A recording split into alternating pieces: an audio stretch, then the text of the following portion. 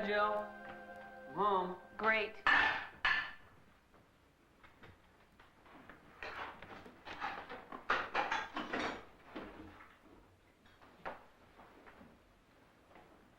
Is that where you're planning to leave those? Oh. No. Finally had that conversation with Carrington. Want to hear about it? Okay. You don't want to hear about it. Something sure smells good in this kitchen, though. Yes, sir. Something sure smells good in this kitchen. And I think I better check it out.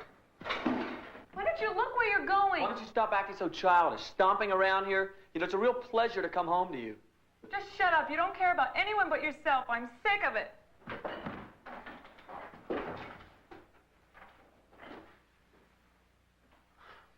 Okay. What's wrong, Jill? Oh, sure. What do you mean? I really want to know what's bothering you.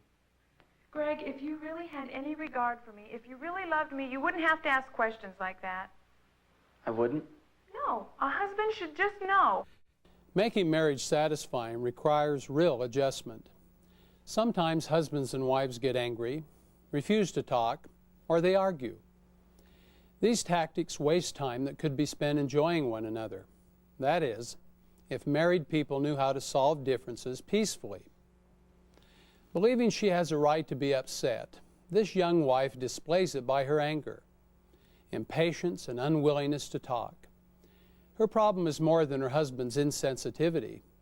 By doing nothing, she can show how angry she is and make him uncomfortable.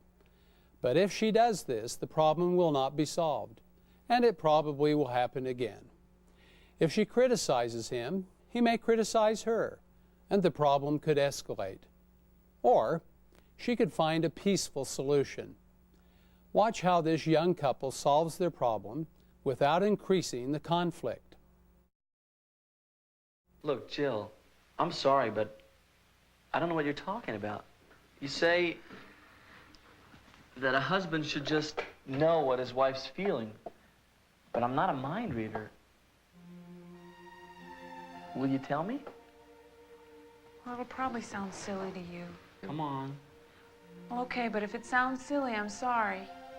Greg, what time is it? Okay, I was a little late. I'm sorry. As a matter of fact, you're almost an hour late, but that's not the point. Well, then? Well, then the point is why don't you call? Why don't you call when you know you're going to be late? I can't keep dinner burning up on the stove forever, you know. It's like you don't even care. You know that I don't always know when I'm going to be late. It's just how it goes over there. Did you know this time?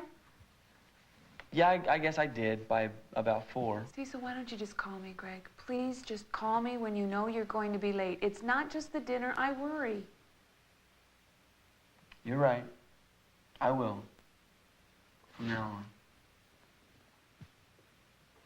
But all you had to do is tell me about this. Instead of making yourself miserable, keeping it to yourself, if you tell me, then I know how you feel, then I can do something about it. Okay, I will.